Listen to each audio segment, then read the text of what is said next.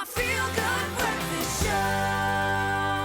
Moghaetso ra go amogela gape mo lenaneng le le itumedisang tsatsi le letsatsi Expresso on SABC3. Jaaka re simoletse kgwedi ena e ba e bitsang Mandela Month. The month of July, of course, we celebrate the life of the great Tata Nelson Mandela. And of course, it's almost 3 years. If you think about it, December this year, 2016, will be 3 years I actually cannot believe he passed it. away. And you were saying early on, it feels like a lot longer than that. It feels like it doesn't should be a lot longer, yeah. Yeah. But it's actually still so recent, kind Absolutely, of. yeah.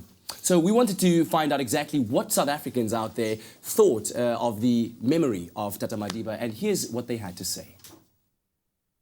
The memory of Nelson Mandela that stands out the most was the Rugby World Cup. I think as a nation we all came together, and to just see that happen so soon after he was released, and you know there was a new constitution and there was a new president, it was just really, it made us all come together as a country, and it made me feel really proud to be a South African. I think the first moment of meeting him was the one moment that stood out for me and will stay with me forever. He was such a towering, larger-than-life figure, and everything that I'd ever imagined he would be or dreamt that he would be, he was and more. His big hands, his presence, that the minute you walked into this room, it almost felt like there wasn't space for you in this room, even though it was just you and him. That's how incredible this man was. I grew up when storytelling was quite big. My granddad would sit with us, especially on a rainy day, and he'd tell us about this man, Nelson Mandela, who was a warrior and fighting for freedom. And I wasn't quite sure whether he was real or whether he was a legend. And finding out it was real when I grew up, it was just so awesome. On the day that he died, we went to his house in Houghton, and it was just such a celebration. Actually, we all took flowers, and there was so many flowers outside his house, and people actually embracing his life and singing and just having such a blast of a time.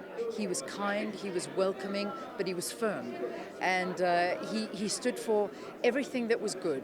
And he was just an incredible individual. And there you have it, some very interesting comments coming through, man. And you know what, I don't know about you, but what was maybe one of your fondest memories, if you could think back?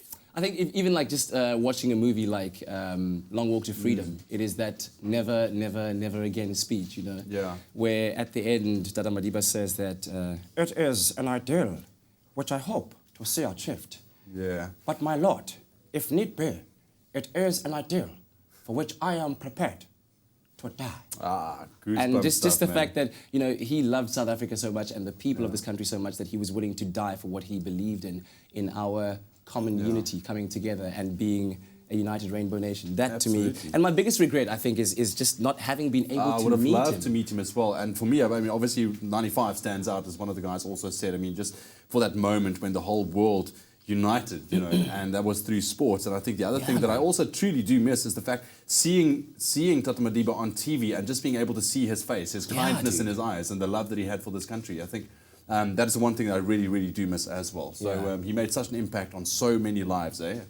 I really think that if Tata Madiba was still alive, Expresso would be his favorite breakfast show in the morning. Sure it would be. I think sure it would be. Expresso every morning. Absolutely. And then we'd have him like on the couch there, like you're sitting there, and he'd say, well, right now, it is time for the news. Leanne, over to you.